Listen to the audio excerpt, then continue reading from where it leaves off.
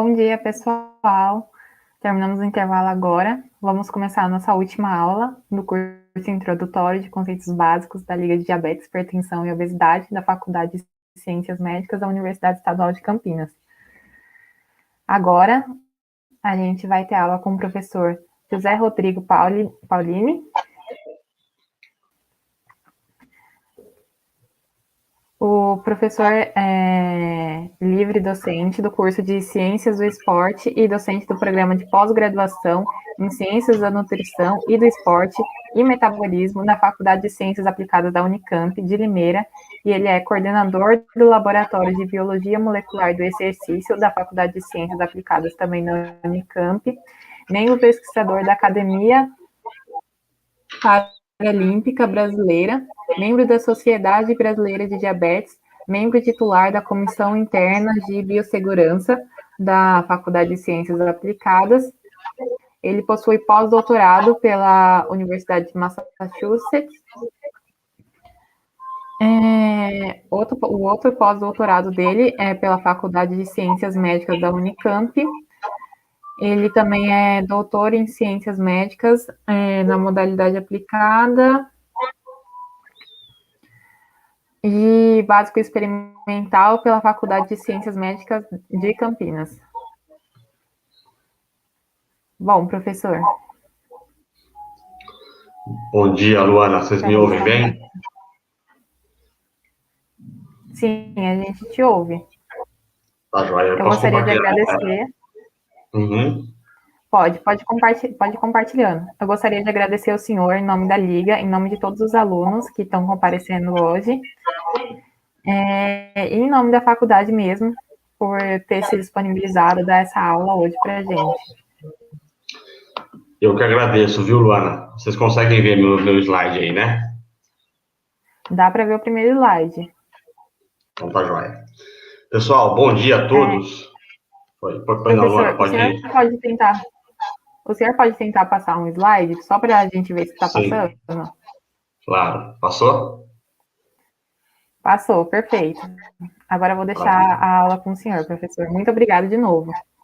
Tá joia, imagina.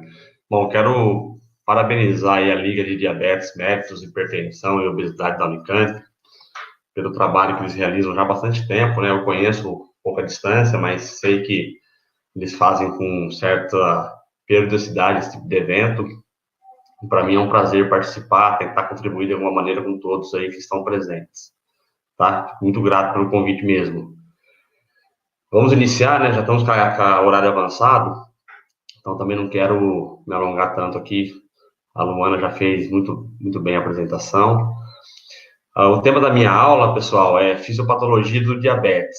Eu tentei criar uma aula talvez um pouco diferente do que vocês estão acostumados, que é seguir os livros, textos, seja na área da medicina ou em outro curso de saúde, para tentar facilitar um pouco a compreensão da fisiopatologia e dessa maneira vocês consigam aí trabalhar com o público diabético, né, da melhor maneira possível, tá? Espero que no final eu possa agregar aí algum conhecimento novo para vocês, tá? Pois bem, nós sabemos hoje que existem diferentes manifestações do diabetes mellitus, né? E duas formas são predominantes. O diabetes do tipo 2, que representa aí 95% de todos os casos de diabetes, e o tipo 1, que representa aí por volta de 5%.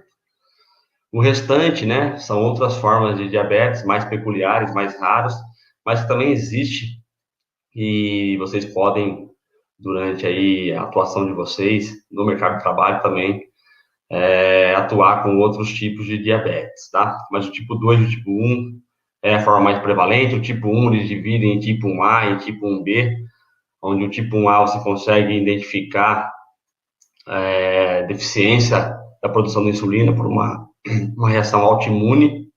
O tipo B ela é idiopática, você não reconhece ainda quais são os anticorpos que promovem essa resposta autoimune que vai levar aí a lesão permanente e a não produção de insulina, né? E o tipo 2, a gente vai ver ao longo da aula, é uma doença que ela é assintomática, ela é progressiva, e o desfecho final, né, quando não é feito o autocuidado, quando não é feito o tratamento adequado, também vai ser a falência da célula beta e a necessidade de realizar o uso da insulina exógena, tá?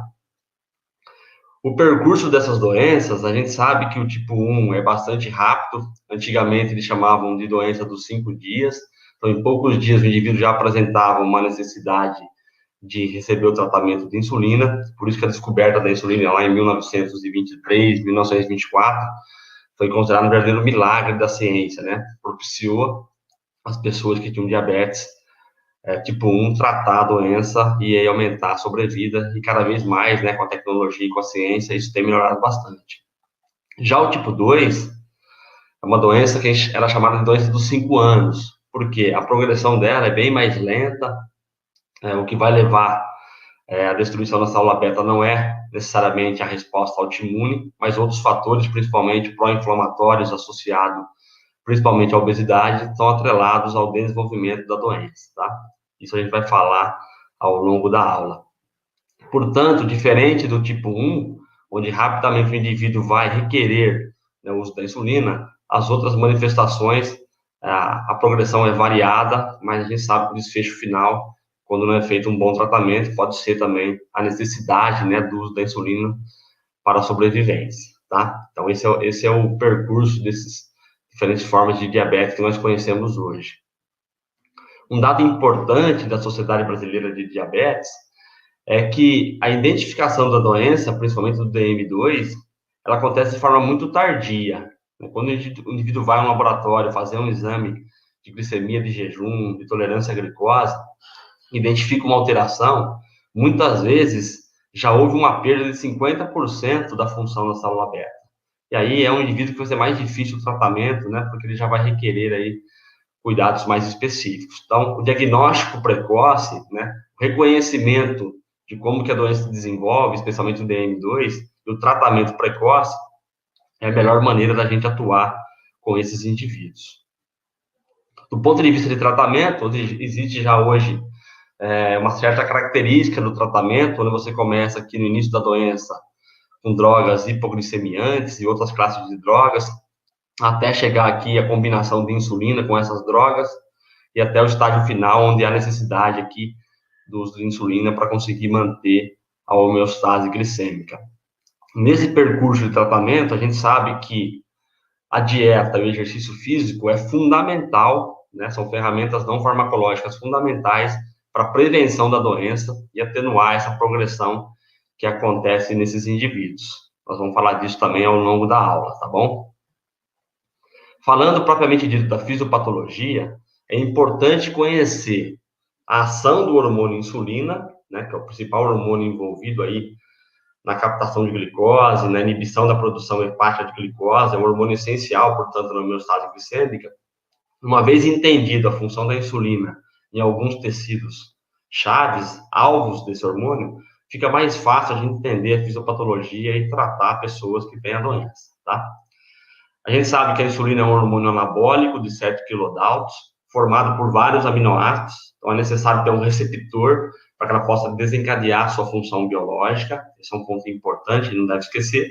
É secretada pela célula beta, principalmente na situação pós-prandial, e é o principal hormônio responsável pela captação de glicose, e ela tem ação de diversas em alguns tecidos. Eu vou destacar aqui para vocês hoje 4 tecidos muito importantes para entender por que há um desmetabolismo quando você tem uma deficiência na ação da insulina ou uma produção que não é adequada, tá? A insulina no músculo, ela é importantíssima para promover captação de glicose e síntese proteica. No tecido adiposo, ela é importante para fazer captação de glicose e também estimular a lipogênese. No fígado, ela é fundamental para estimular a síntese de glicogênio e, principalmente, uma função importante da insulina nesse tecido é fazer a inibição da gliconeogênese, ou seja, a inibição da produção hepática de glicose. Nós vamos detalhar esses mecanismos na sequência, tá? E no sistema nervoso central, em especial no hipotálamo, que é considerado aí o centro regulador da fome, a insulina é importante para o controle da fome, para reduzir a ingestão alimentar, tá? Então, esses 4 tecidos, eles exercem papel muito importante quando a gente pensa em homeostase glicêmica. Entender a ação do hormônio insulina nesses 4 tecidos facilita muito a compreensão da doença, tá? Por isso que eu destaco a ação da insulina hoje para vocês nesses 4 tecidos. Falando de fisiopatologia, o que eu criei, então, aqui para essa aula? Vamos pensar uma situação real. Então, o indivíduo, após uma refeição, na situação pós-prandial, uma refeição tradicional, típica brasileira, você tem feijão, arroz, você tem ali a carne como proteína, no caso aqui o peixe, você tem a gordura presente, o que nós vamos ter, né? Nós vamos ter um aumento na circulação de ácidos graxos livres, provenientes do metabolismo de gordura, de glicose, proveniente da digestão e absorção dos carboidratos, e também de aminoácidos, provenientes aí do consumo de proteína, tá? Então, esses 3 componentes, eles aumentam após uma refeição, e aí o que vai acontecer? Principalmente a glicose vai estimular a liberação de insulina. Só que vamos pensar aqui que nós estamos tratando do indivíduo que apresenta ou ausência da produção de insulina, no caso pode ser, por exemplo, um paciente que tem a diabetes mellitus do tipo 1, ou um indivíduo que apresenta algum grau de resistência à insulina, que vai provocar uma alteração, uma deficiência na ação desse hormônio, tá? Esse é o nosso panorama aqui para a gente ver o que vai acontecer e comparar com o indivíduo saudável e o indivíduo que tem, então, atrelado a essa doença. Vamos iniciar aqui pensando no sistema gastrointestinal. Será que tem alguma diferença entre o paciente saudável e o paciente que apresenta diabetes em relação à secreção intestinal de hormônios? Nós sabemos hoje que no ilho, né, a porção distal aqui do ilho, é produzida uma substância chamada GLP-1, né, um peptídeo 1 similar ao glucagon, ao hormônio que vocês conhecem muito bem. Qual que é a função do GLP-1 secretado aí pelo ilho? É aumentar a secreção de insulina. Tanto é verdade, se vocês compararem a secreção de insulina após estímulo oral de glicose ou estímulo oral intravenoso, a secreção de insulina vai ser maior quando você tem o estímulo da glicose proveniente da via oral, exatamente por esses fatores que são secretados pelo intestino, já preparando o organismo para receber o carboidrato que vai ser absorvido. E quando a gente compara, então, a secreção de insulina em resposta à glicose oral, a gente vê que a secreção de insulina é maior comparado aqui à glicose intravenosa. Isso, então, mostra que esses fatores que são provenientes do sistema gastrointestinal, como o GLP-1, não é o único, tá? Mas o GLP-1 tem um papel importante na secreção de insulina. Será que há alguma deficiência entre pacientes diabéticos em relação aos pacientes saudáveis com relação à concentração de GLP-1? Os estudos mostram que sim.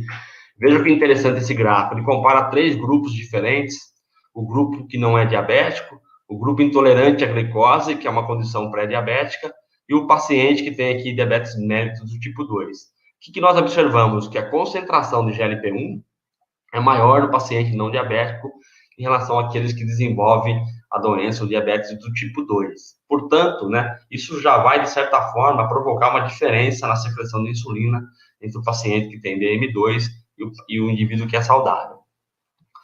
O GLP-1, e é interessante nesse sentido, é que foi descoberto através de um lagarto chamado Gila monster. Se eu não estiver enganado, ele existe principalmente na Califórnia e em Madagascar. Ele produz uma enzima na saliva, né? Então, a indústria farmacêutica descobriu isso, que funciona como um análogo das incretinas, do GLP-1, e mais do que isso, o GLP-1 ele sofre influência de uma enzima chamada DPP4, que degrada o GLP-1, dipeptidil peptidase 4, tá? Ou mais fácil aí, DPP4. E esse componente da saliva era resistente tanto a essa enzima que degrada o GLP-1 e também exerce uma função análoga. A gente vai ver que aí surgiu uma classe de drogas que são os análogos do GLP-1 ou os inibidores da DPP4, que hoje são utilizados para tratar o diabetes, por exemplo. Então, a gente pode observar aqui que já de início, né, do ponto de vista gastrointestinal, já há uma diferença quando nós comparamos indivíduos que têm DM2, por exemplo, e indivíduos saudáveis. E com relação à secreção de insulina, existe alguma diferença na secreção de insulina pela célula beta pancreática? Vamos entender como é que funciona, então, essa secreção de insulina e ver se há alguma diferença entre o paciente diabético e saudável. A gente sabe muito bem né, que os níveis de glicose eles se elevam após as principais refeições. Aqui eu incluo o café da manhã, o almoço e o jantar. Nós temos um aumento dos níveis glicêmicos. E para a gente conseguir manter a homeostase glicêmica, a gente tem aqui a secreção de insulina nessas principais fases da alimentação, café da manhã, almoço e janta, para manter, então, a homeostase glicêmica durante o dia. Então, a insulina é fundamental para que isso aconteça. Falando em secreção de insulina, como é que ocorre essa secreção no nosso organismo? Então, nós sabemos que após uma refeição, os níveis de glicose se elevam, e aqui eu estou falando de célula beta, tá? Essa é uma membrana da célula beta. A glicose entra por um transportador chamado GLUT2, por difusão facilitada, de onde tem mais para onde tem menos. Então, a glicose vai entrar na célula beta, vai passar pelos processos bioquímicos que vão promover a elevação dos níveis de ATP, através do ciclo de Krebs. E quando você tem um aumento dos níveis de ATP, o que vai ocorrer na minha célula beta? Vai ter um fechamento dos canais de potássio ATP dependentes. Então, você fecha esse canal, acontece a despolarização da membrana da célula beta, e isso, então, abre um outro canal iônico, o canal cálcio tipo L. O cálcio vai entrar na célula beta, permitindo, então, que haja a secreção de insulina pela célula beta. Então, é dessa maneira que funciona aí o estímulo, né? A glicose funciona como principal secretagogo da insulina através desse estímulo na célula beta. Nós sabemos também que essa secreção de insulina no indivíduo sadio acontece de forma bifásica. Você tem uma fase de primeira secreção que acontece por volta de 15 minutos após as refeições, após o carboidrato começar a surgir lá na nossa circulação. Você tem a primeira fase, que tem um pico maior e mais rápido de secreção, e depois você tem um segundo ciclo de secreção aqui, que é mais lento, mais duradouro, que vai permitir que você consiga manter a homeostase glicêmica após as principais refeições. Aí uma pergunta importante, por que a segunda fase ela é mais longa e mais lenta de secreção de insulina? Como é que funciona, né, essa secreção de insulina pela célula beta? Para entender isso, é necessário entender um pouco de biossíntese da insulina na célula beta.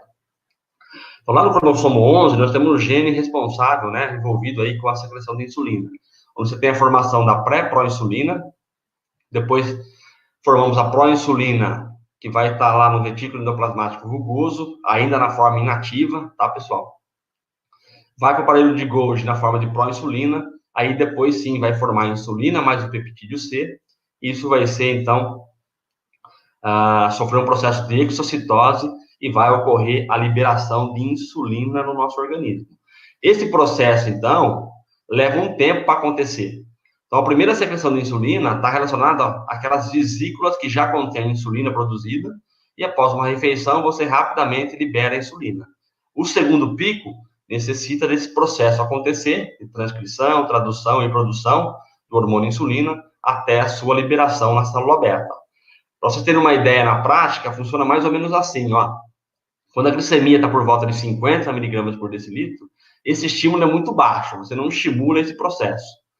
Quando a glicemia está por volta de 150 miligramas por decilitro, você tem uma resposta submáxima na célula beta.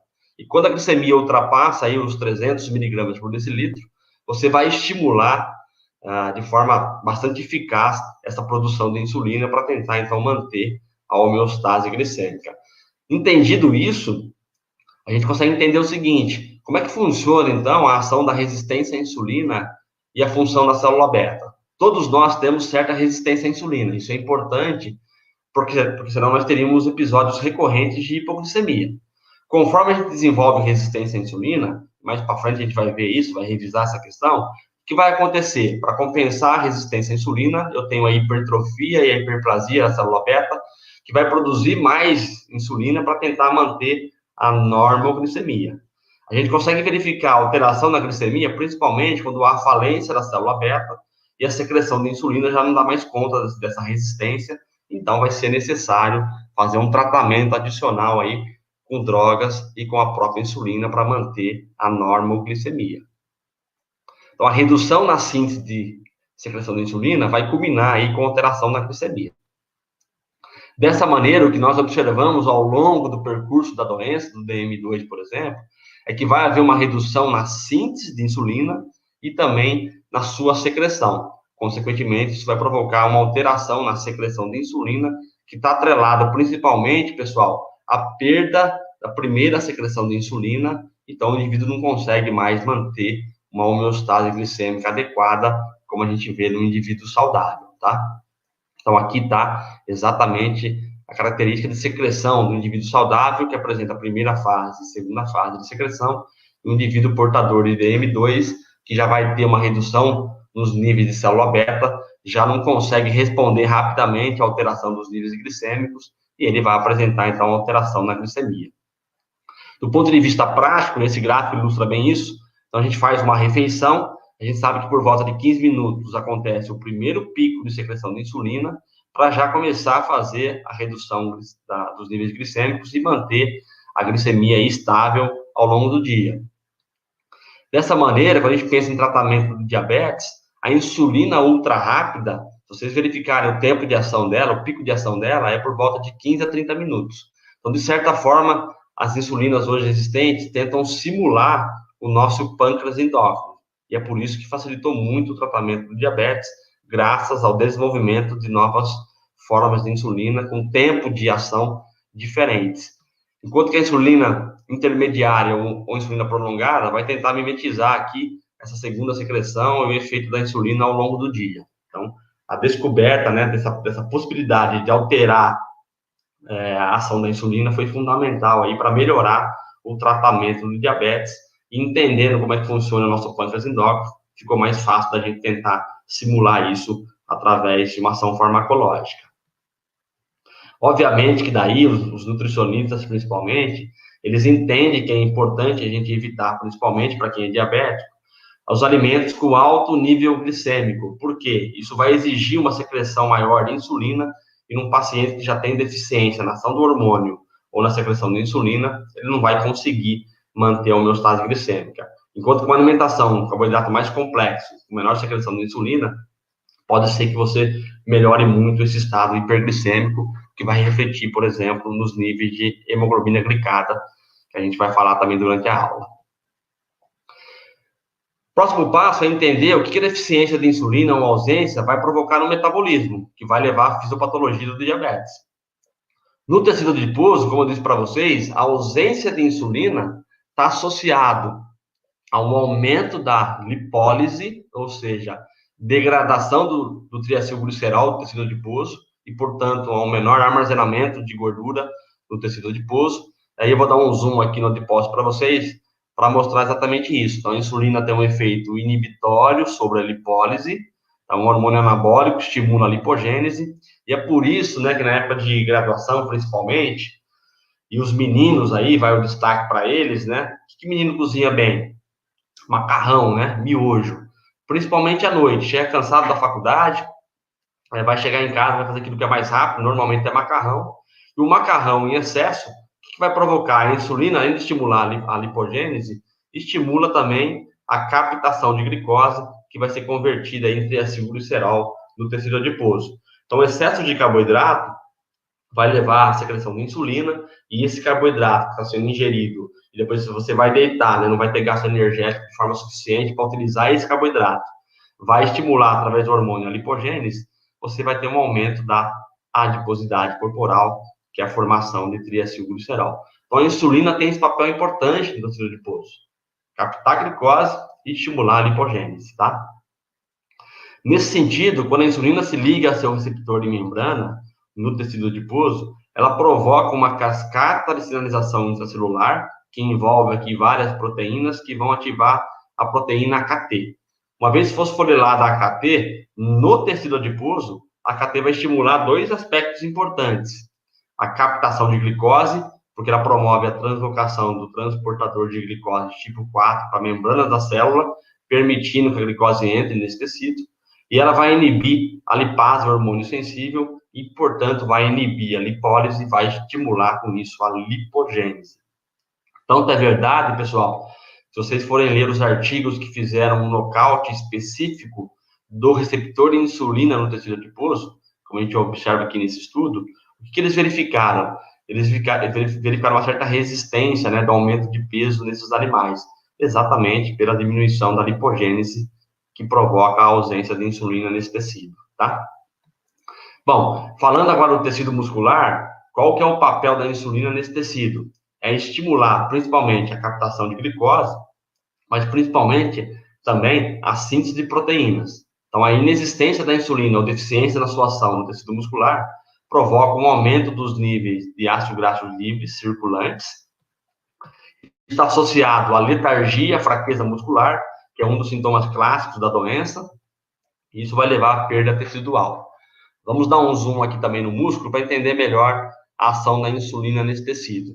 Então, a insulina no tecido muscular, ela tem um papel importante no seguinte: primeiro, estimular a captação de glicose, então funciona como um hormônio importante para gerar combustível para o tecido, então a glicose vai ser captada pelo músculo. Se ele tiver em atividade, isso vai gerar ATP, e se você tiver em repouso, a insulina vai estimular a síntese de glicogênio, tá? Essa função importante que a insulina tem para a homeostase glicêmica do tecido muscular. Como o tecido muscular é um tecido bastante abundante no nosso corpo, é o tecido mais abundante, é fundamental a ação da insulina nesse tecido.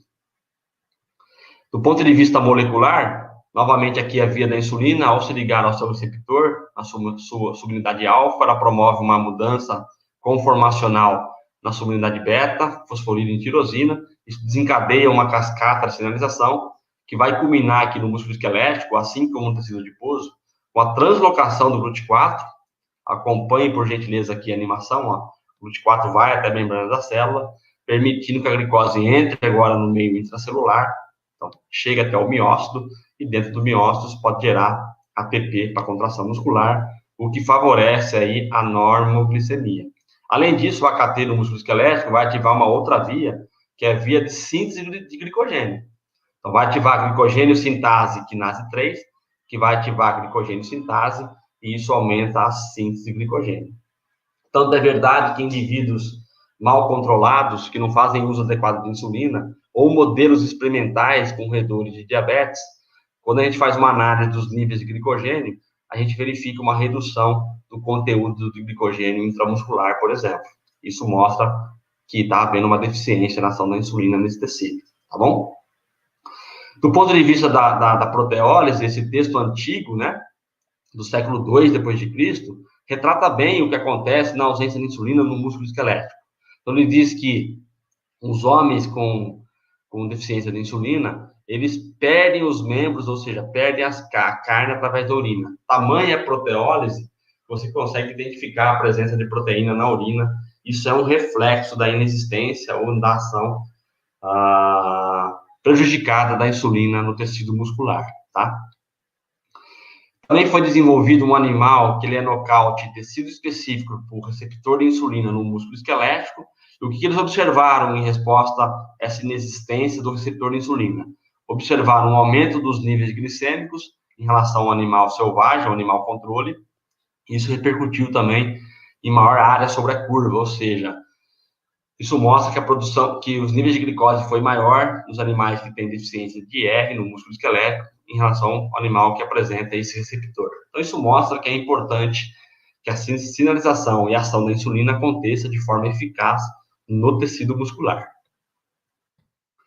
Um outro tecido importante, pensando nesse aspecto da ineficiência na ação da insulina, é que se não há captação de glicose no músculo adiposo, ou seja, há um prejuízo na captação, o meu corpo vai entender que está havendo uma deficiência na utilização de glicose. Isso vai estimular o meu cérebro a interpretar como se eu estivesse em jejum. E aí vai surgir um sintoma clássico da doença, que é a polifagia, né? Que é a busca incessante por alimento, principalmente alimentos ricos em açúcar. E qual que é o papel da insulina no tecido hipotalâmico, né? A gente sabe que a insulina no tecido hipotalâmico está associado à inibição da fome, ó. Então, isso acontece da seguinte maneira. A insulina também desenvolve a mesma cascata de sinalização a nível hipotalâmico, e isso está associado à modulação de neuropeptídeos que controlam a fome, levando a uma redução da fome. Vamos entender como é que esse mecanismo acontece de forma sumarizada aqui no nosso hipotálamo. Então, aqui tem um neurônio hipotalâmico, lá no meu núcleo arqueado do hipotálamo, é uma área importante do controle da fome, eu vou ter a ação de dois hormônios, da leptina e da insulina, tá? A leptina se liga a um receptor de membrana, chamado receptor de leptina. Isso vai promover a atração de uma proteína chamada Janus quinase 2, ou JAK2, que fosforila o receptor de leptina. Isso vai levar à fosforilação de um fator transcricional chamado STAT3. A STAT3 vai lá para o núcleo do neurônio e vai estimular a transcrição de neuropeptídeos anorexigênicos, ou seja, que diminuem a fome, tá? Isso aí, então, eles aumentam esses neurônios e isso vai levar a uma inibição da fome. Já a insulina, o que ela faz no nosso sistema nervoso central a nível hipotalâmico? A insulina se liga ao seu receptor, provoca aquela cascata de sinalização até fosforilar a AKT, e a AKT, pessoal, vai fosforilar um fator transcricional que está no núcleo do hipotálamo, da célula hipotalâmica, que é responsável por transcrever neuropeptídeos orexigênicos, que aumentam a fome, o NPY e o AGRP. Enquanto a STAT3 faz a transcrição de PONC e CART, que diminui a fome, a FOX1 faz a transcrição de NPY e AGRP, que aumentam a fome. A insulina, ela promove a fosforilação desse fator transcricional chamado FOX1, acompanha aqui por gentileza, e a FOX1 vai ser extrusa do núcleo. E uma vez fora do núcleo, ela não consegue transcrever esses neuropeptídeos orexigênicos, que aumentam a fome. A repercussão disso é redução da ingestão alimentar. Existe também, isso já é bem conhecido, um crosstalk, uma inter-relação entre leptina e insulina.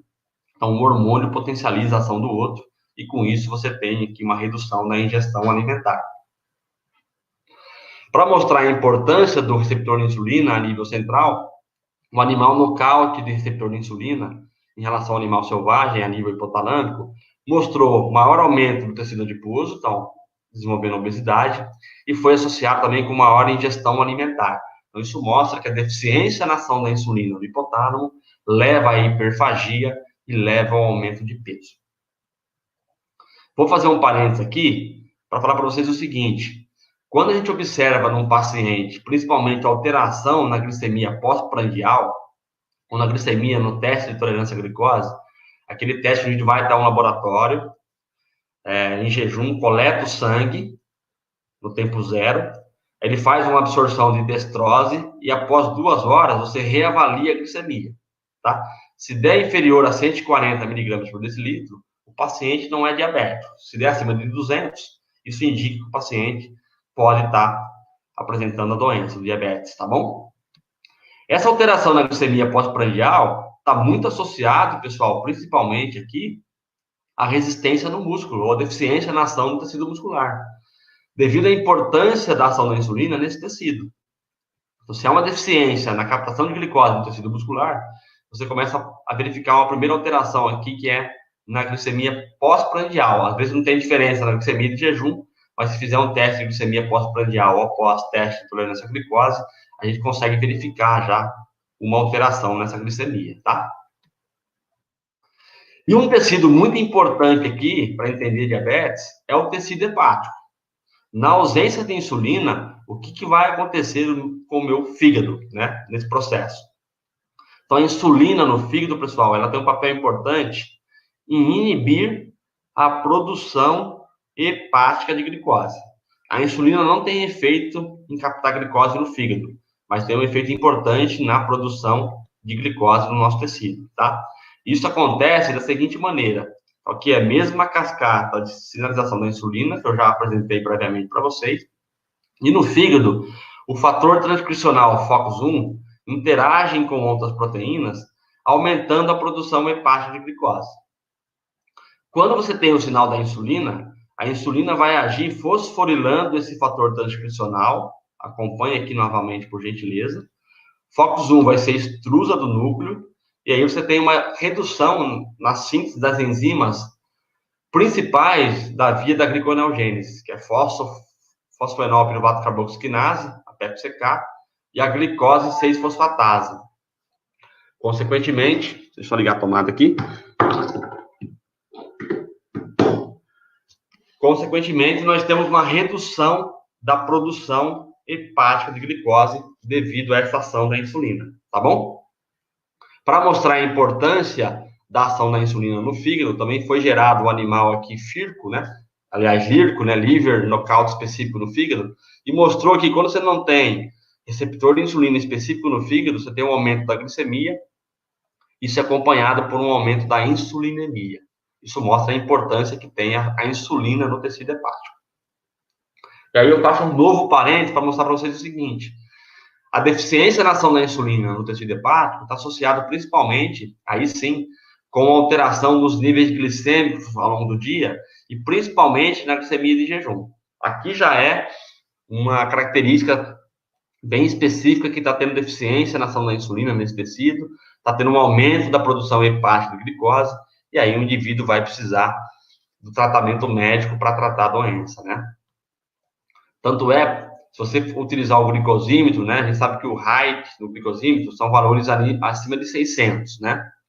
Isso acontece principalmente porque o tecido hepático está produzindo glicose o tempo todo, mesmo após a refeição, porque o indivíduo apresenta uma deficiência na ação da insulina ou uma secreção diminuída. É por isso que é necessário fazer aí o tratamento específico para cada caso, mas a insulina é um hormônio importantíssimo para a homeostase glicêmica pela ação que ela exerce no tecido hepático. Dessa maneira, pessoal, o que nós vamos ter aqui? A gliconeogênese, ela usa substratos que não são carboidratos. Então, vai usar os aminoácidos provenientes da proteólise muscular, tá? E vai usar substratos provenientes do tecido adiposo. Pergunta para vocês: qual o substrato do tecido adiposo é utilizado na cetogênese e qual o substrato do tecido adiposo é utilizado na gliconeogênese? É importante a gente entender isso para entender o que é cetogênese, né, o que é glicosúria, por exemplo, que está envolvida com gliconeogênese e glicogenólise. E aí, para representar isso para vocês, a gente sabe, então, que o AGL, ou ácido graxo livre, é utilizado na produção de corpos cetônicos, e o glicerol é o substrato proveniente do adiposo para fazer gliconeogênese. A produção de corpos cetônicos, que é retratada aqui pelo aumento de beta-hidroxibutirato, acetoacetato e cetona, leva à hipercetonemia, tá? Para dar um zoom aqui nesse processo, que é importante para vocês entenderem com clareza, o que nós vamos ter aqui com a omissão da insulina? Um aumento dos hormônios contrarregulatórios, hiperglicemiantes, como cortisol, glucagon, hormônio do crescimento e as catecolaminas, que vão induzir a cetoacidose diabética. Isso acontece porque esses hormônios vão estimular a lipólise, que vão liberar mais ácidos graxos livres e vão aumentar a liberação de glicerol, e vão também provocar a proteólise muscular, liberando aminoácidos. O glicerol vai ser utilizado na gliconeogênese. Os aminoácidos também vão ser precursores importantes para a via da gliconeogênese. E o ácido graxo livre do tecido adiposo vai ser utilizado para a produção de corpos cetônicos. Dessa maneira, a gliconeogênese e glicogenólise aumentada, que significa produção hepática de glicose aumentada, esses dois fatores representam isso, né? Produção hepática de glicose aumentada, nós vamos ter a hiperglicemia. E o aumento de corpos cetônicos vai induzir aí a cetoacidose diabética, e atrelado a isso, muitas vezes, quando não há um tratamento adequado do diabetes, isso vai levar também à sarcopenia, né? A proteólise muscular vai levar à perda de massa muscular e à fraqueza muscular do indivíduo diabético. Então, é dessa maneira que o indivíduo vai desenvolver cetoacidose. E o tecido adiposo tem um papel importante aqui nessa compreensão, tá? Aqui, só para representar isso, então, na ausência de insulina ou deficiência na ação, nós temos uma proteólise aumentada, glicerol aumentado, que vai ser utilizado para converter em nova glicose pela gliconeogênese, e o ácido graxo livre vai ser utilizado aqui para conversão e produção de corpos cetônicos, ok? Dessa maneira, pessoal, você tem menos absorção de glicose nos tecidos muscular e adiposo. Você tem um aumento da ingestão alimentar, possivelmente de carboidrato também. E você tem um aumento da produção hepática de glicose através da glicogenólise e gliconeogênese. Isso vai provocar o quê? A hiperglicemia. A hiperglicemia pode provocar visão turva pelo efeito glicotóxico no sistema nervoso, e quando você ultrapassa os valores aí médios de 180 miligramas por decilitro, você ultrapassa o limiar de reabsorção renal, ou seja, a capacidade de reabsorver glicose por meio circulante. Dessa maneira, vai acontecer um dos sintomas clássicos do diabetes também, que é a glicosúria, a presença de glicose na urina, porque o valor está muito exacerbado e você não consegue mais reabsorver isso através do seu sistema renal. Para você eliminar a glicose, você carrega junto moléculas de água. Então, você tem aqui a desidratação e a hipovolemia. Por isso que há aqui um outro sintoma clássico da doença, que é a poliúria, né? A micção excessiva do paciente diabético. O organismo, pessoal, vai tentar compensar essa hipovolemia. De que maneira? Estimulando o mecanismo de sede, tá? Sistema angiotensina, renina, aldosterona, por exemplo.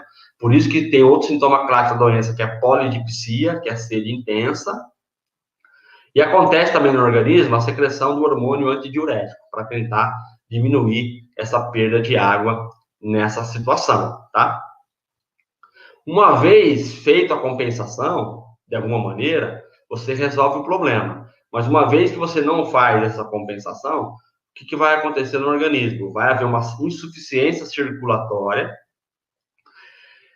E temos que levar em conta que o paciente diabético, paciente obeso, principalmente a longo prazo, ele pode ter outras alterações vasculares que prejudicam o fluxo sanguíneo, e isso prejudica ainda mais o quadro, né, associado a essa hipovolemia. Consequência disso, uma deficiência no metabolismo oxidativo, ou seja, de geração de energia através do sistema que utiliza oxigênio, através das mitocôndrias, e vai ativar principalmente o metabolismo anaeróbio. A gente sabe que, como a repercussão do metabolismo anaeróbio lático, você tem a produção de ácido lático. Aí você soma agora a produção de corpos cetônicos, que está acentuado pela lipólise acentuada que está ocorrendo. E essa produção de ácido lático, você tem a acidose metabólica, que pode acontecer aí no paciente diabético. Para compensar a acidose metabólica, o indivíduo normalmente apresenta uma hiperventilação, para tentar eliminar o CO2, e vai haver o processo chamado de hipercalemia, né? Troca de sódio por potássio. O aumento do potássio está associado com alterações importantes no organismo, como, por exemplo, na função cardíaca.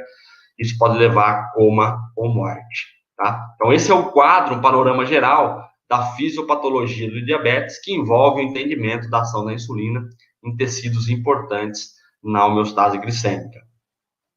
Aí eu posso ter, devido à hipovolemia, o coma hiperosmolar, e posso ter também, nesse percurso todo, o coma por cetoacidose. Pergunta para vocês pensarem aí. O coma por cetoacidose é mais comum no DM1 ou no DM2? E a mesma pergunta se o coma hiperosmolar é mais comum no DM1 ou no DM2, e por que seria mais comum em um ou em outro, tá? Vou tentar ajudar vocês aí a responderem essa questão. É importante entender que o percentual de água no nosso corpo, pessoal, ele vai reduzindo ao longo do tempo, tá? Na fase idosa tem uma redução de 50%. É importante entender também que durante o ciclo de vida, principalmente dos 40 aos 70 anos, há uma perda considerável de massa muscular, que é por volta de 8% por década. Após 70 anos, uma perda de 15%. Então, o indivíduo vai perdendo a capacidade física ao longo do tempo. Estudos mostram que tem uma perda principalmente de fibras do tipo 2 de membros inferiores durante esse período de envelhecimento, e obviamente que isso vai interferir no processo de locomoção desse sujeito. Tanto é que o indivíduo idoso, muitas vezes, necessita de instrumentos para fazer a locomoção, tá? Além disso, o indivíduo idoso, principalmente sedentário, está associado com a menor capacidade oxidativa e geração de energia através do metabolismo oxidativo, pela redução da massa muscular, pela redução do número de mitocôndrias. Isso pode piorar, né? A locomoção pode piorar se ele apresentar uma alteração que é presente em pessoas diabéticas ao longo do tempo, que é a artropatia de Charcot. Por isso que tem, né, essa sinalização nem sempre respeitada no solo, dizendo, ó, esse vaga é para idoso, está mais próximo do estabelecimento, exatamente porque o idoso vai apresentar essas alterações que dificultam a locomoção.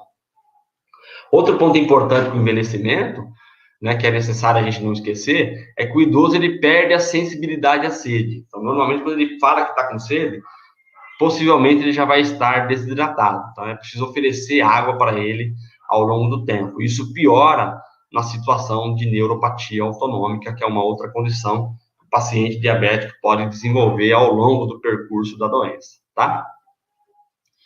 Por fim, a gente sabe que o DM2 está associado ao aumento de peso, e o aumento de peso por si só também, de certa forma, dificulta a locomoção, acelera o processo de degeneração articular, isso vai dificultar aí a locomoção do paciente. Então, pergunta para vocês, o coma hiperosmolar é mais comum no DM1 ou no DM2? O DM2 acomete mais jovens ou mais idosos?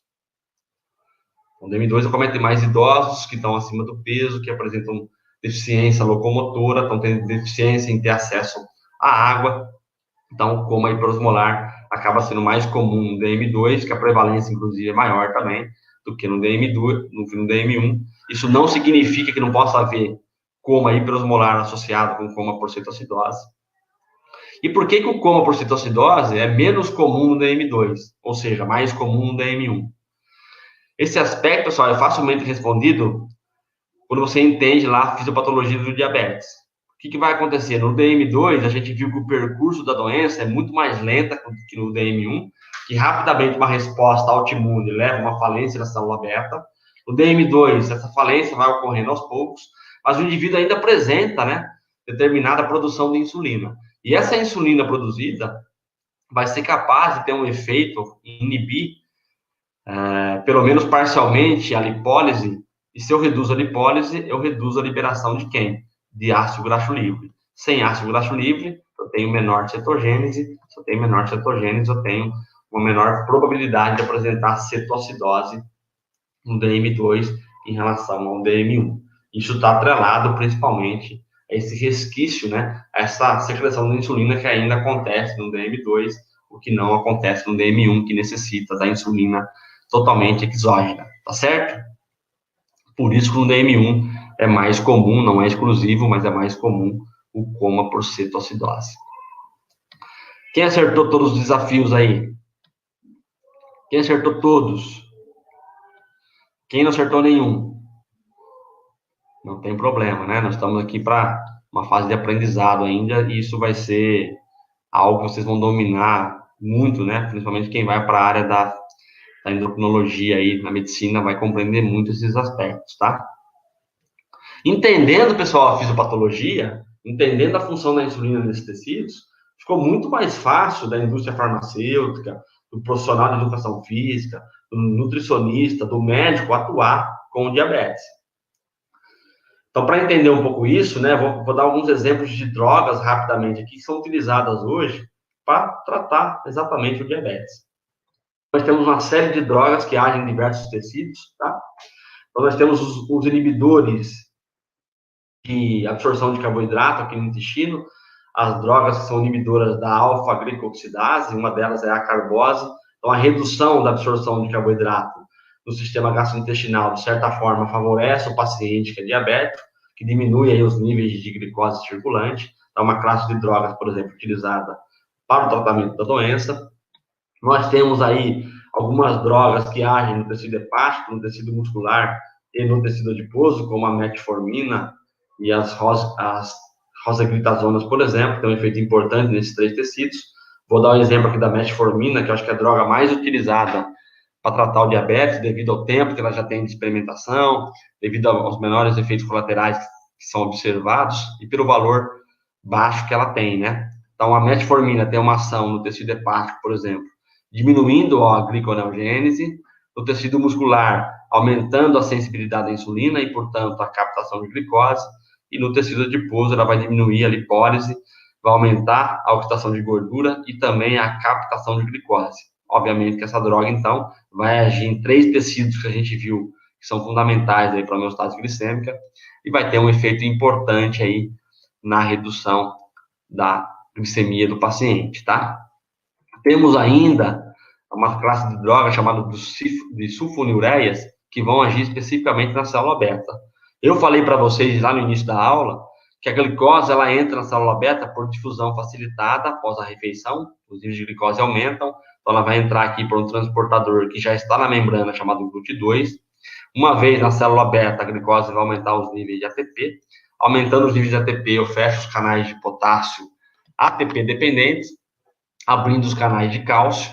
Uma vez que eu tenho a abertura dos canais de cálcio, eu tenho a entrada de cálcio no meio intracelular. Isso vai ser o estímulo efetor para a liberação de insulina na célula beta. O que os farmacêuticos, né, os farmacêuticos descobriram? Pô, se eu criar uma droga, então, que bloqueie esses canais de potássio ATP dependentes. Foi isso que fizeram. As sulfonilureias têm esse papel de bloquear esses canais de potássio ATP dependentes. Isso vai aumentar, então, o fluxo de cálcio para o meio intracelular, liberando mais insulina no paciente que é diabético. Isso pode favorecer aí a homeostase glicêmica. Exatamente como aparece aqui na imagem para vocês. Temos ainda, né, uma classe de droga mais recente, que vai agir sobre receptores, né, trocadores de glicose e sódio, lá nos nossos néfrons, né? Então, aqui, o que eles bolaram aqui como ação farmacêutica? Eu tenho esses receptores chamados de SGLT2, que fazem a absorção do carboidrato lá no sistema renal. Eles criaram uma droga que vai inibir, vai bloquear essa reabsorção. Consequentemente, eu vou eliminar mais glicose através da urina. Isso, de certa forma, vai contribuir também com a homeostase glicêmica. Então, uma classe de droga aí mais recentemente desenvolvida, que tem se mostrado também importante no tratamento do diabetes. Nós temos ainda, pessoal, como eu disse no início lá para vocês, aqueles análogos do GLP-1. Temos também os inibidores da DPP-4, que vão melhorar a resposta incretina, né? Ou seja, aquelas substâncias produzidas pelo sistema gastrointestinal que elevam, né, a secreção de insulina pela célula beta. Então, vai ser mais uma classe de drogas que pode ser utilizada aí no tratamento do diabetes e que vai aí dentro do entendimento de como funciona os principais órgãos e tecidos que participam aí da homeostase glicêmica. Uma vez que essas drogas não dão mais conta de manter a homeostase glicêmica, obviamente que vai ser aí necessário entrar com a insulina, com as diferentes formas de insulina, para manter a homeostase glicêmica desse paciente. Independentemente da fase do tratamento, quando começa lá com uma monoterapia no início da doença, depois você vai combinar algumas drogas, vai fazer a combinação com a insulina, até chegar num desfecho onde só é possível realmente manter a homeostase fazendo uso da insulina. Independentemente dessas etapas, o exercício físico e o nutriente ele vai ser muito importante. O exercício que trabalha no tecido muscular, num tecido corporal extremamente abundante, que é o músculo, então quando você aumenta a captação de glicose no músculo esquelético, você melhora bastante a homeostase glicêmica. E mesmo que você faça uso de drogas ou da insulina, provavelmente o indivíduo vai ter que reduzir a dose, seja da droga, seja da insulina, porque o exercício vai ter um efeito importante na homeostase glicêmica e a dieta equilibrada e adequada também vai favorecer a manter os níveis mais estáveis de glicose. Tanto é verdade que uma publicação nesse importante jornal médico, né, o New England Journal of Medicine, mostrou, né, acompanhou mais de 3 mil pessoas por 4 anos que eram pré-diabéticas, tá? E verificou aqueles que receberam placebo, os que receberam metformina, que acho que é a droga mais utilizada para tratar diabetes, e compararam com quem fez uma mudança no estilo de vida, que envolveu exercício mais dieta. O efeito do exercício mais dieta foi quase que o dobro do efeito obtido com metformina. Então, isso mostra que em qualquer fase do tratamento, exercício físico e dieta vai ser importante, um trabalho aí multidisciplinar associado ao médico endocrinologista para conseguir ter uma resposta positiva no tratamento com esses pacientes, já que qualquer droga que é utilizada sempre tem algum efeito colateral associado. Então, reduzir o uso da droga, a dose que vai ser utilizada diariamente, vai ser importante para esse paciente. Como complicações agudas, nós temos, então, a cetoacidose, que vocês entendem agora como é que acontece. Vocês entendem também o coma hiperosmolar, associado à hipovolemia, e vocês entendem que a hipoglicemia pode estar associada aí ao uso inadequado da insulina. O tratamento para hipoglicemia acontece nos pacientes que estão com glicemia, obviamente, baixas. É muito comum, é menos comum naquelas que usam drogas, mas mais comum nas que usam insulina. É de rápida instalação, precedida de tremores, sudorese, sensação de fraqueza e fome, palpitação e tontura. Esses efeitos estão relacionados principalmente ao aumento das catecolaminas. E aí você tem um gráficozinho que mostra aqui o que vai acontecer com o nosso organismo, né? Conforme a glicemia ela vai diminuindo, a repercussão fisiológica no nosso organismo é exatamente essa, tá? Como sintoma para diferenciar a hiperglicemia da hipoglicemia, a gente sabe que a hiperglicemia está associada a um início lento e sede intensa. A gente entende isso agora, né? Porque a hiperglicemia, a gente viu, quando ultrapassa 180 miligramas por decilitro, eu começo a perder glicose e carrego isso água. E a água vai provocar, essa perda de água vai provocar desidratação. Então, o indivíduo tem sede muito intensa, tá? E aqui não, aqui é súbito e a sede não está alterada. Em termos de urina, a hiperglicemia provoca uma urina aumentada. A gente viu isso, que a poliúria está associada à glicosúria. Então, para eliminar a glicose, você elimina junto à água, enquanto que na hipoglicemia isso é inalterado. A pele aqui é seca na hiper, normal ou úmida na hipoglicemia. Tremores ausentes na hiper e frequentes na hipoglicemia, efeito dos hormônios aí, catecolaminas principalmente. E a glicemia aqui superior a 200, e aqui entre 40 e 60 miligramas por decilitro, tá? Então, a gente consegue diferenciar aí, avaliando o paciente, se ele está com hiper ou hipo, né? Para a gente finalizar a nossa aula, quando a gente fala de DM2, o progresso da doença é totalmente diferente do DM1, tem uma resposta autoimune. E um fator importante associado à resistência à insulina é exatamente a obesidade, tá? Então, a gente sabe aqui que ao longo da doença, a gente divide em 5 fases. Na fase 3, que é uma fase intermediária, é onde a gente observa aqui, ó, redução na sensibilidade à insulina e um aumento na secreção do hormônio para compensar a resistência com uma normoglicemia. Se não for feito nenhum tratamento aqui para tentar atenuar a progressão ou reverter esse aspecto, voltar para a fase 1 ou fase 2, o indivíduo vai progredir, onde ele vai apresentar morte de célula beta, alta resistência à insulina, ele não consegue mais manter a homeostase glicêmica, e aqui vai ser necessário fazer uma intervenção medicamentosa ou até mesmo com insulina.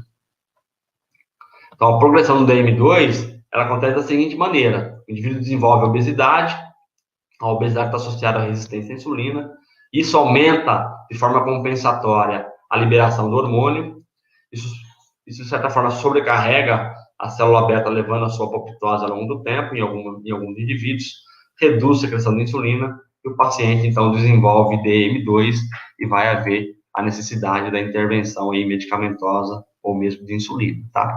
Essa resistência à insulina acontece principalmente porque a via de sinalização do hormônio pode apresentar alguns prejuízos na condição de obesidade. Isso nós chamamos de mecanismos de resistência à insulina, que vão interferir na cascata de sinalização do hormônio, não chegando o sinal biológico a proteínas importantes intracelulares que vão exercer o efeito biológico da insulina, tá? Dessa maneira, a resistência à insulina, a gente pode dizer que é uma redução da ação biológica do hormônio, caracterizada pela hiperinsulinemia com normo ou hiperglicemia, e é a causa fundamental do diabetes do tipo 2. Assim, nós temos um paciente normal, após uma refeição, a glicose que está sendo absorvida, ela vai ser armazenada nos tecidos, vai ser utilizada como fonte energética. Isso acontece de forma muito efetiva no paciente saudável. No paciente que tem DM2, ele vai apresentando uma dificuldade nessa ação da insulina, o que vai culminar aí com alteração, primeiro, na glicemia pós-prandial e depois também na glicemia de jejum, como nós vimos previamente. Isso acontece porque na situação de hipertrofia do adipócito, ou seja, na obesidade, são secretadas várias adipocinas que têm efeito importante em vários tecidos, tá? Então, a gente sabe hoje que a gordura, principalmente visceral, abdominal, está mais associado com a secreção de proteínas pró-inflamatórias, portanto, ela é mais prejudicial para a saúde do que a gordura que não é visceral. Essa gordura produz diversas citocinas pró-inflamatórias que estão associadas à resistência à insulina, como TNF-alfa, interleucina beta, interleucina 6, que aumentam nesse estado de obesidade, onde você tem hipertrofia do adipócito, infiltração de macrófagos do tipo M1, são esses pontinhos aqui mais escuros em roxo, indicam essa infiltração, isso leva à produção dessas citocinas pró-inflamatórias. Essa inflamação, pessoal, a gente chama de inflamação subclínica, né, ou de baixo grau, que é diferente da inflamação que a gente vê, que tem calor, rubor, inchaço, dor ou perda de função, tá? Ela é subclínica, porque você não consegue identificar na prática, e só é possível fazer isso através de um exame de sangue, tá? Então, ela é bem tênue entre a normalidade e a alteração, mas a gente sabe que essa inflamação subclínica está associada com o aumento de citocinas pró-inflamatórias, e isso vai levar à resistência à insulina. E por que essas citocinas levam à resistência à insulina? Porque elas prejudicam o sinal da insulina no músculo, no fígado, no hipotálamo, nos tecidos em que a insulina tem papel importante. Da seguinte maneira, ó, o TNF-alfa, por exemplo, produzido pelo adipócito hipertrofiado, ele vai se ligar a um receptor de membrana que está presente no músculo, no fígado, no hipotálamo, nas células do nosso organismo. Ele vai, então, ao se ligar a esse receptor TNF-alfa, ativar duas serinas quinases, uma chamada IKK e a outra chamada JNK. Essas duas serinas quinases, elas vão fosforilar tanto o receptor de insulina como os seus substratos em serina. E quando há fosforilação em serina, eu tenho um prejuízo no sinal da insulina, que vai culminar uma diminuição no efeito biológico do hormônio. Vou dar um zoom aqui para vocês entenderem, ó. Então, eu tenho na condição de obesidade o aumento dos níveis de TNF-alfa, que se liga ao seu receptor de membrana. Isso vai ativar duas serinas quinases, como o JNK e KK, que promovem aqui, ó, a fosforilação do receptor de insulina em serina 307.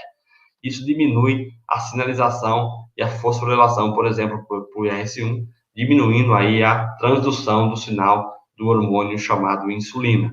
Então, esse é um fator inflamatório importante associado com resistência à insulina. Para ficar mais claro para vocês ainda, quando a insulina se liga ao seu receptor de membrana, acontece a fosforilação em tirosina, e o sinal é propagado, então o sinal é positivo. Então, fosforilação em tirosina, o sinal acontece de forma adequada. Quando você tem a fosforilação em serina, e não são todas as serinas, mas algumas serinas, como a 307, você tem uma diminuição no sinal do hormônio insulina, e quem faz isso são essas serinas quinases que estão associadas aí com a obesidade. Além disso, a gente sabe também que a ativação do TNF-alfa, ele vai agir num outro componente intracelular, chamado NF-κB e kappa-beta. O NF-κB é um fator transcricional. Quando o IKK fosforila o IKπ-beta, ele permite que esse fator transcricional migre para o interior, para o núcleo da célula, e esse fator transcricional vai elevar os níveis de TNF-alfa, interleucina 6 e NOS, PTP1B, que são proteínas que nós conhecemos hoje, que interferem no sinal da insulina, causando resistência ao hormônio.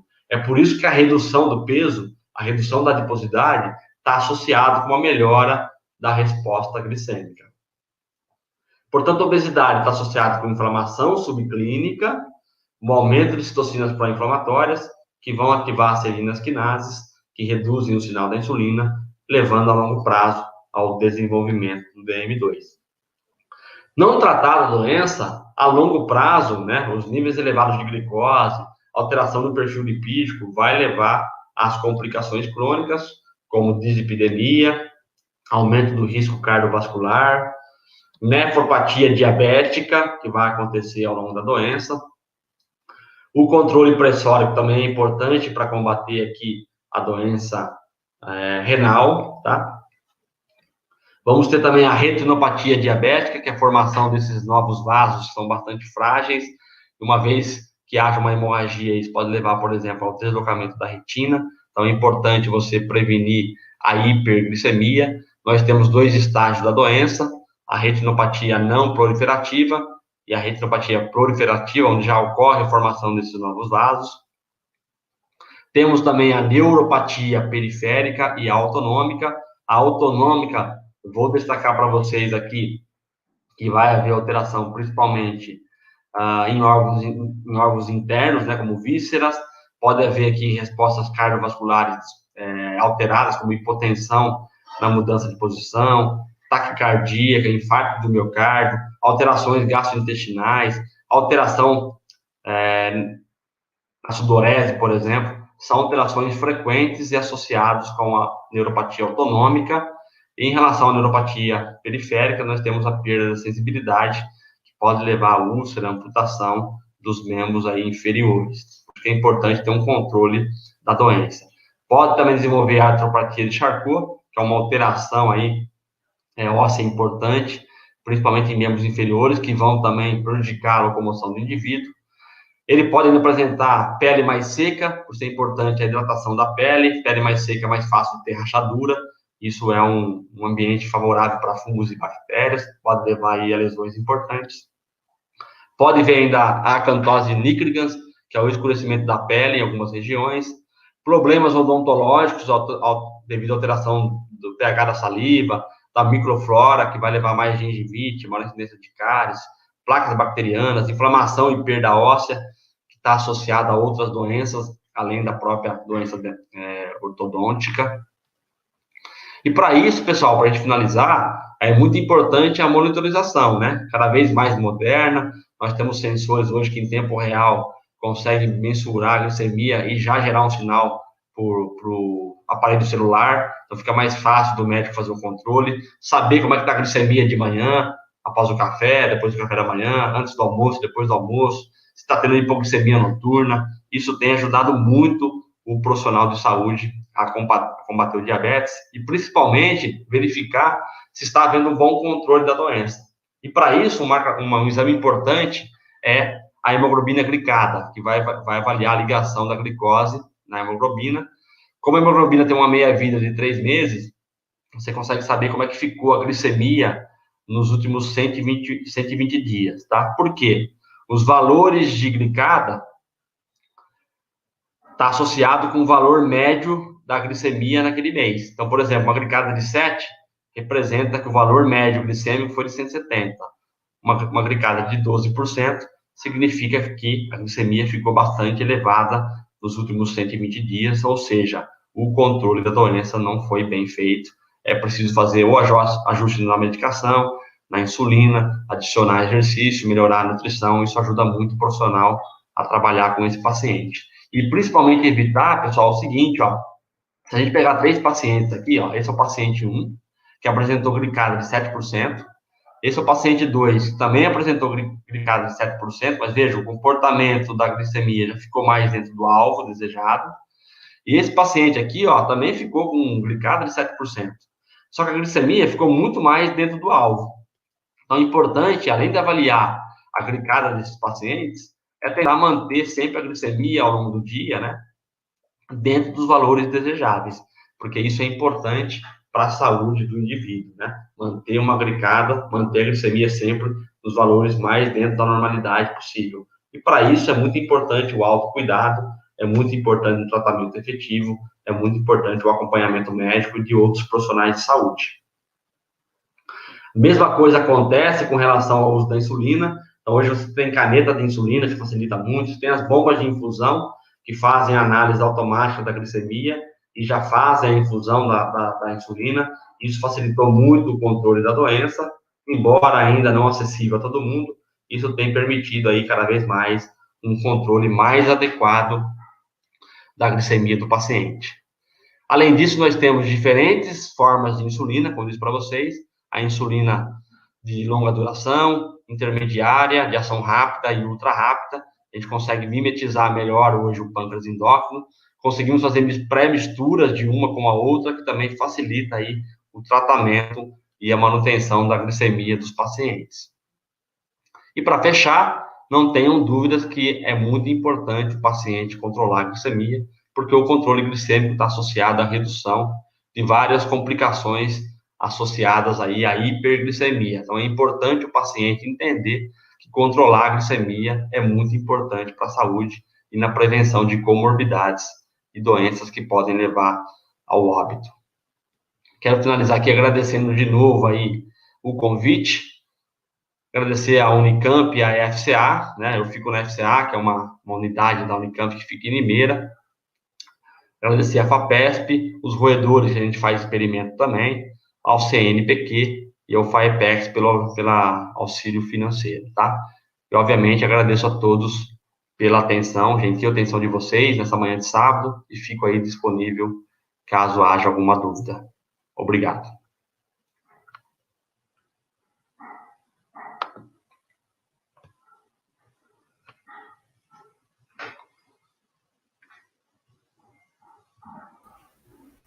O senhor me ouve? O senhor me ouve?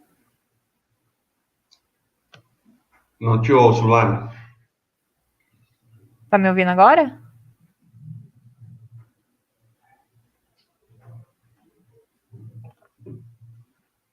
Tá me ouvindo?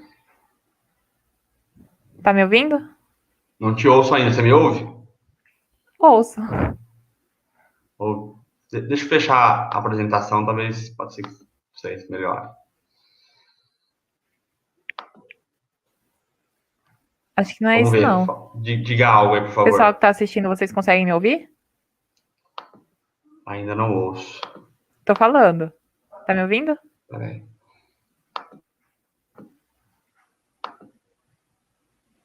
Bom, se o pessoal que tá... Ah, o pessoal tá me escutando. Acho que é algum problema aí, professor. Mas eu eu acho que é Alô? algum problema no seu computador, professor.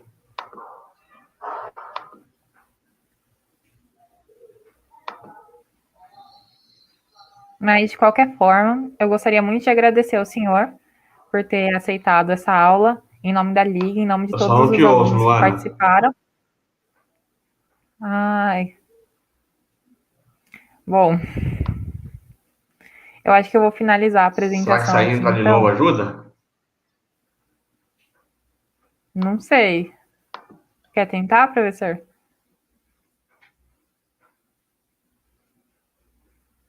O senhor está me ouvindo agora? Está me ouvindo? Alô?